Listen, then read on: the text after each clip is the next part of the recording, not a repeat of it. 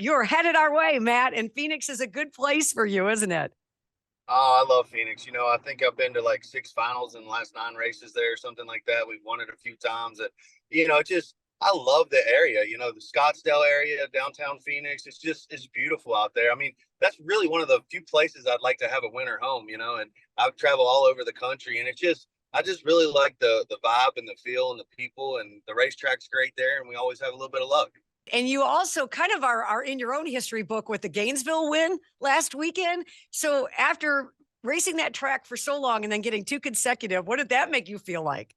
But to check that box last year was even bigger. And then to come back this year and win it again on the history, on the anniversary of winning it last year for TSR was just amazing. I mean, Tony was pumped. Everybody was happy. The sponsors were happy. That whole direct connection car was there. The Dodge people were there. So I was just, I was just pumped up myself.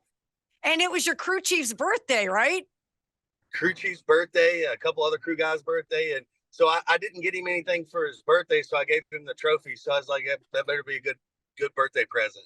I think he probably appreciated that. That's awesome.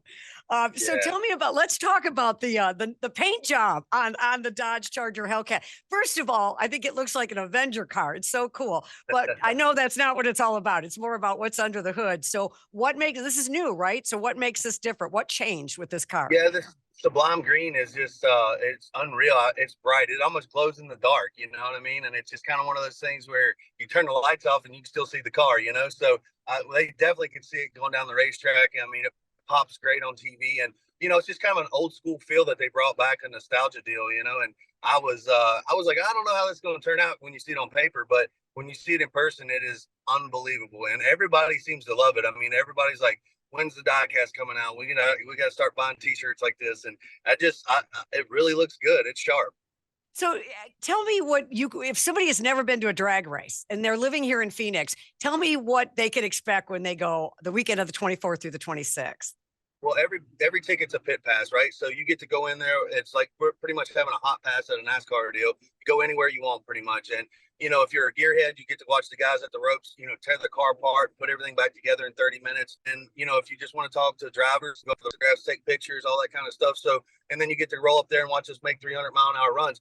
And the runs are unbelievable. Some seismologists came out, and it's a 2.3 on the Richter scale when two fuel cars leave the line. So it's a small earthquake that you'll feel when two fuel cars leave. So incredible power. I mean, 11,000 horsepower, 80,000 foot-pounds of torque.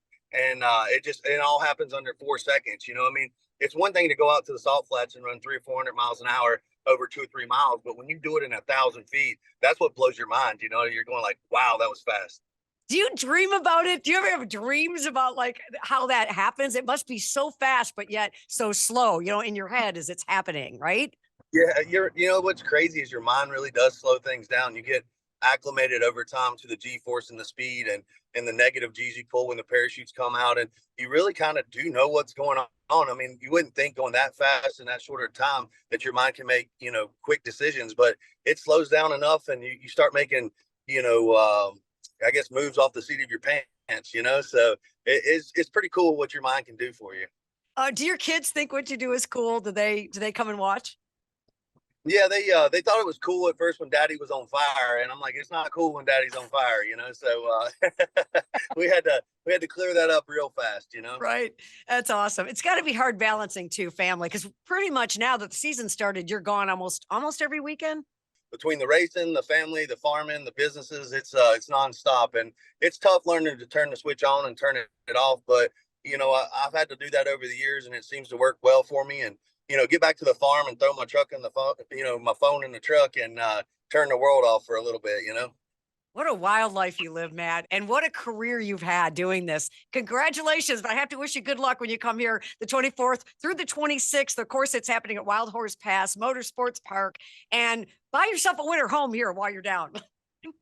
Let's do it. Thank you, guys. I really appreciate you having me on the show, and thank you to all the listeners and fans. We can't do it without them because they go out there and support our sponsors and buy the products, and it just really all comes back down to the fans and the listeners. So thank you guys so much for that.